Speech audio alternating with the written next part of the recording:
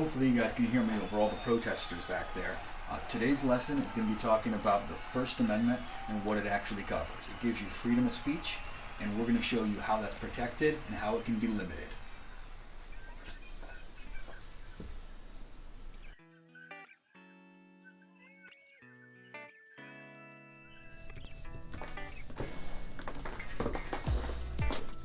Okay, so chapter 18 is going to go a little bit more in depth into what freedom of speech is and what's covered under your First Amendment. So some of the vocabulary words. The first one is criticize. And criticize means to point out what is wrong with something. The next one is express, which means to say or show what you are thinking or feeling.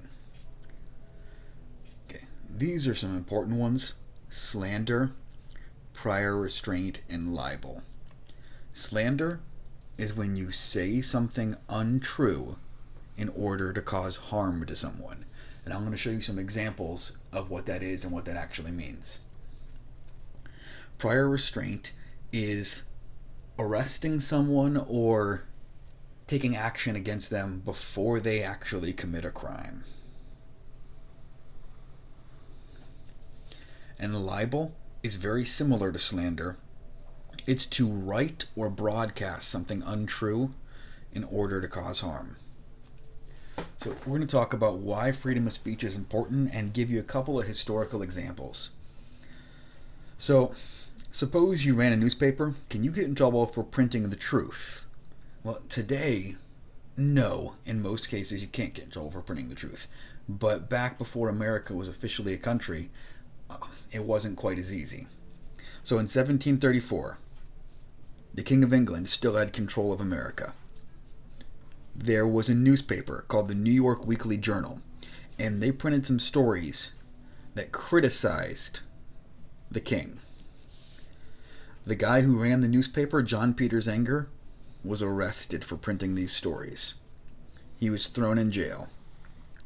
At his trial, he tried to prove that everything he said was true, but the judge would not allow him to speak.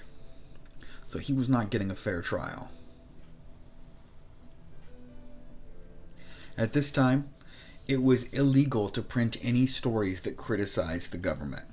It did not matter if the stories were true. So what happened? The jury listened to the case, and the jury ends up going against the judge. And they decided to set John Peter Zenger free because everything he said was true. He wasn't lying in the stories. He was just trying to make sure the public had accurate information. The jury believed that people had the right to speak the truth. In addition, they believed that people had the right to criticize the government.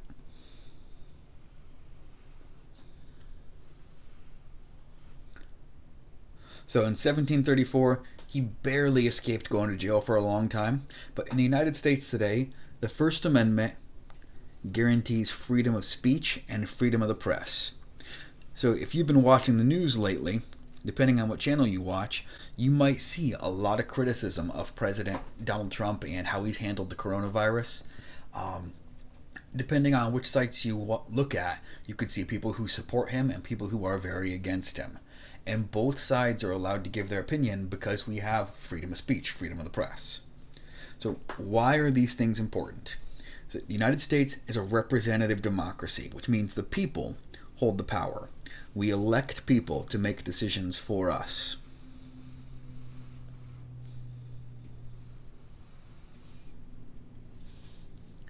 So to make sure that the representatives are hearing our opinion and doing the things we want, we need to have freedom of speech and freedom of the press. Freedom of speech and freedom of the press allow people to publicly express their ideas. Freedom of speech and the press also help people get good information. The news is able to report stories. They're able to put the information out there.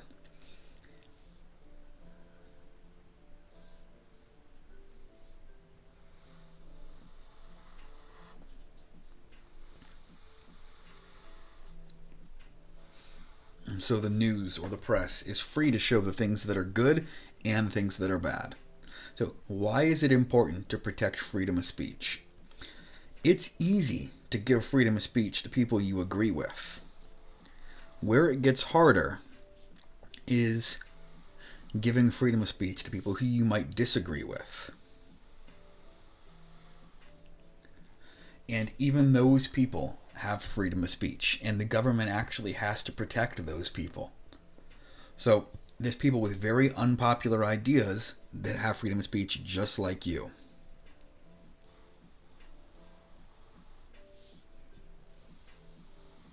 So what that means is groups like the KKK, they have freedom of speech too. They are allowed to go out and give speeches as long as they're not breaking the law. So these unpopular groups, or groups that most people can disagree with, are able to freely express their opinion without fear of being arrested. So freedom of speech is very important in making changes. When they were writing the Constitution, the idea of freeing slaves was initially very unpopular, and people were afraid to put their opinion out there on why slavery should be ended. A lot of the southern states felt they depended on slavery.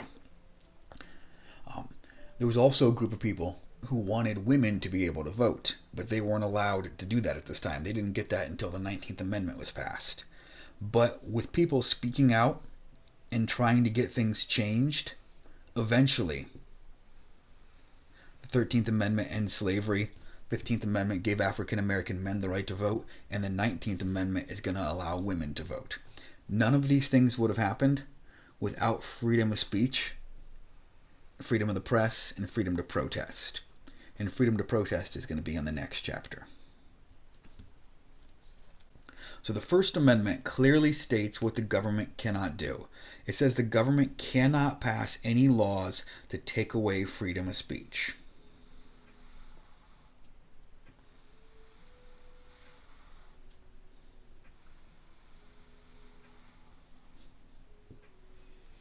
So let's talk about some of the ways the government protects your freedom of speech. First, you can speak freely without fear of being arrested or stopped.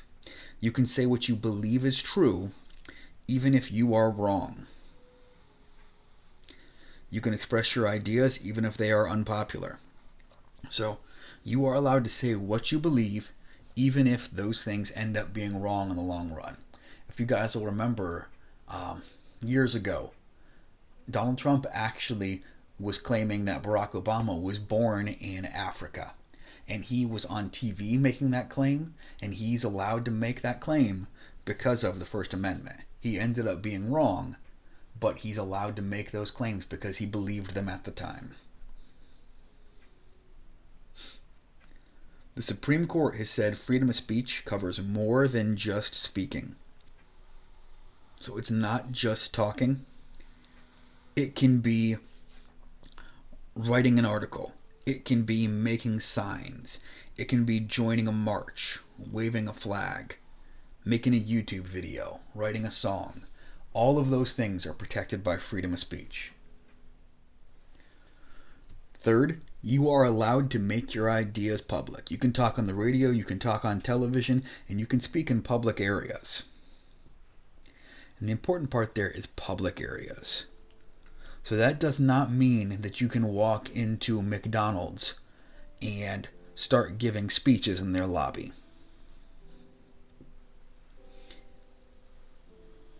These rights are protected in public areas, and there are still some guidelines, and we'll talk about those on here under the limits. So there are some limits to freedom of speech. You cannot use freedom of speech to break a law. So you cannot use your freedom of speech to lie to people, to cheat them out of money. Secondly, you cannot slander someone. And slander is when you say an untrue thing to cause harm to somebody. So if you started spreading a rumor about somebody to get them fired from their job, that would be slander. Third, you cannot say things that you know are not true that put other people in danger. So if you were sitting in a movie theater and the movie was getting boring, you can't yell, "He's got a gun," or "There's a fire," because that's going to cause panic and it's going to cause people to be in danger. You also couldn't make a Facebook post saying that someone is issuing threats, someone's going to do something tomorrow. You're not allowed to make these false claims that are going to put people in danger. So there's limits to freedom of speech, but you're allowed to make honest mistakes. So you can say what you believe, and you can be wrong, as long as it's an honest mistake. Now, you're not supposed to keep making those claims once you know you made a mistake. So suppose you made a speech, you claim a city council member has been stealing money from the city. Later it turns out you were wrong. The city council member takes you to court for slander. If you can prove that you honestly believed it at the time, you're most likely going to win your case. You're allowed to make mistakes with freedom of speech. If they went through your phone records and found out that you were trying to get this guy fired and that was your plan, you could be found guilty of slander and have to pay him. So one thing the Supreme Court has not done is given something called prior restraint. And prior restraint is being arrested because they think you are going to break a law. That's not the way it works. So you cannot be arrested because they think you're about to slander someone or they think you are about to libel someone.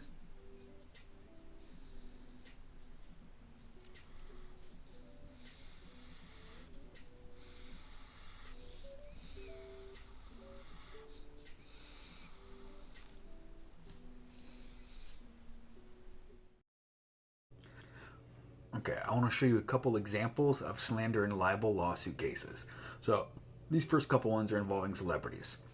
It's an actress named Katie Holmes, and she ended up suing a gossip magazine called The Star for $50 million because they printed an article claiming she was addicted to drugs. Now, they had no evidence saying she was addicted to drugs, and her reputation was seriously damaged by this. As part of the lawsuit, they had to put a retraction out and an apology, and they had to donate a large amount of money to one of her favorite charities. So the next one involves Tom Cruise. There was a man who had claimed to have had an affair with Tom Cruise, and that was one of the reasons why Tom Cruise got a divorce from his wife. Tom Cruise knew these statements weren't true, and he took him to court, and the man who spread that rumor had to pay over $10 million to Tom Cruise as part of a settlement.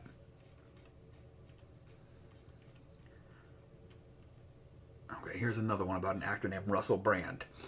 So a story got printed in a gossip magazine that was claiming Russell Brand was cheating on his girlfriend.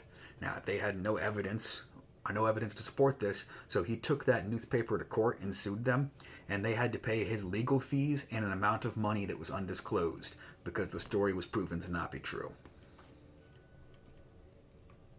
We'll do one more.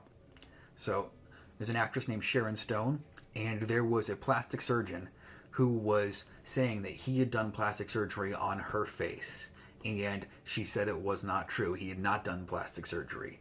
She sued him because she said that the claims that she had had plastic surgery would make it harder for her to get acting jobs. She ended up dropping this case in 2005. Okay, the last one is a famous story about this woman. Her name's Anna Ayala, and she had claimed she found a severed human finger in some chili she got from Wendy's. So she went public saying she found this finger. She even had the finger in a plastic bag talking to the news. And what happened? Wendy's lost tons of business. They lost millions and millions of dollars. People stopped going there because they heard about this finger. So they investigated it, and they found out that the finger belonged to one of her husband's co-workers, and he had bought it off of him after there was an accident at work and his finger got cut off. And she'd taken the finger and put it in the chili so she could sue Wendy's and try to get paid. So when all that evidence came out, Wendy's could take the option to sue her because their reputation was seriously damaged. and that would be a pretty substantial case of slander. It's estimated that Wendy's lost over $21 million in business.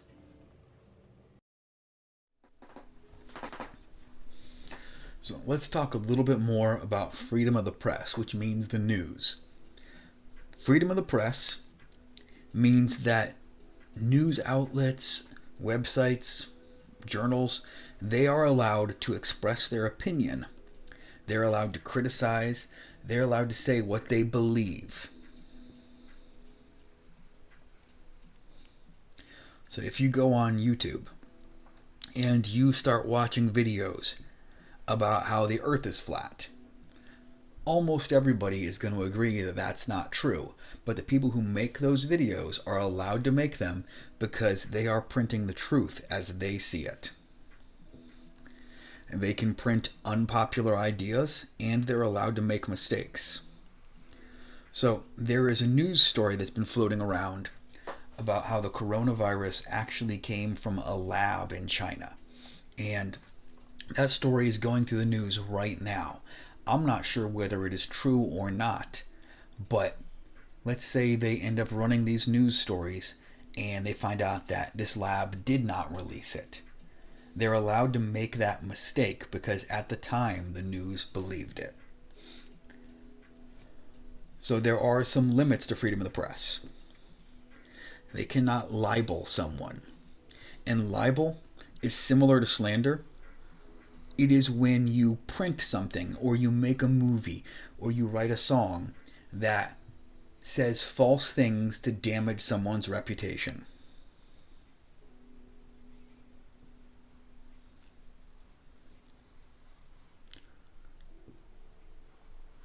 So let's think about some documentaries that came out. There was a documentary about R. Kelly that came out recently. And that documentary makes him look pretty bad. If he could prove that the things that were in that documentary were all false, and the documentary writers knew it was false, he could sue them for libel. But as it stands right now, there's no proof that those claims are false. And since freedom of press allows them to express the truth as they see it, they were allowed to make that documentary.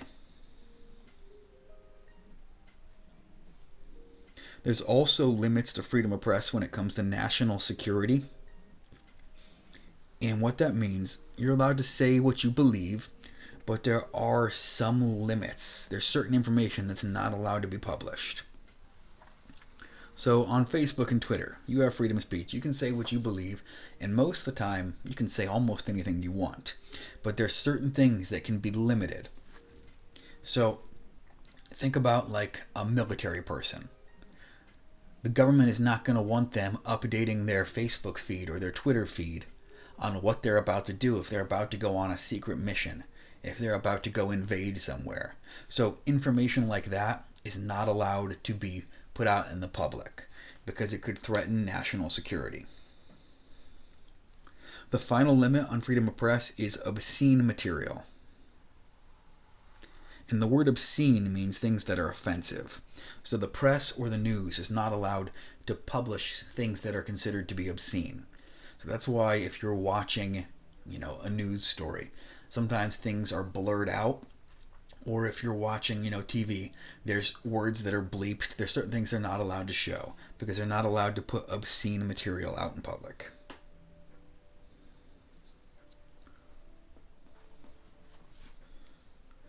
So in 1965, the United States was fighting the Vietnam War. Back home, Americans had strong disagreements. Many people were against this war. And as we learned, you are allowed to criticize the government.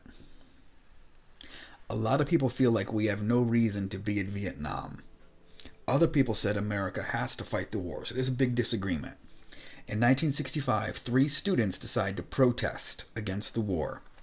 Mary Beth Tinker, her brother John, and their friend Christopher all decided to wear black armbands to school. So they wanted to use their freedom of speech to wear these black armbands to protest against the war. They only wore the armbands in silent protest. They didn't make any speeches. They didn't carry any signs. They just wore the armbands.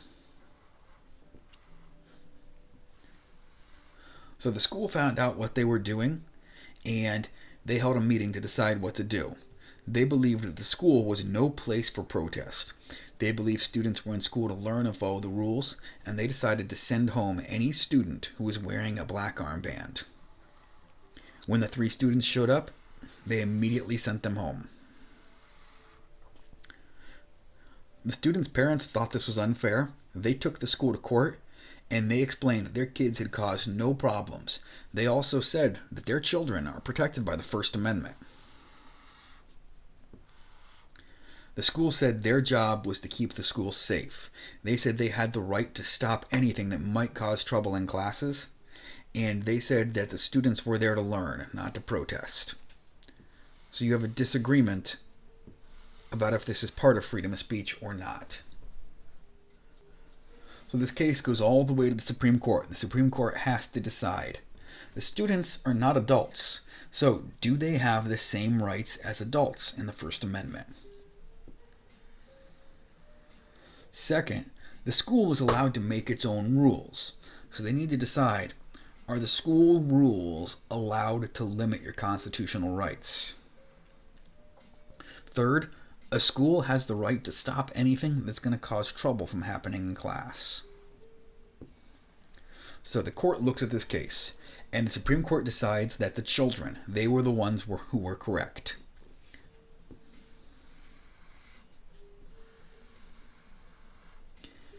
They said the students were protected by the First Amendment, even at school. Their right to free speech did not end once they got to the school. The court agreed the schools had the right to stop trouble in classes, and they agreed that the armbands might have upset some kids, but it was not enough for the school to take away their freedom of speech, and they decided that the students were correct. Okay guys, now you're going to go into Google Classroom, knock out the worksheet that goes along with this. If you have any questions, send me an email or comment on the work or the video, and I'll do the best I can to help you out. Stay healthy.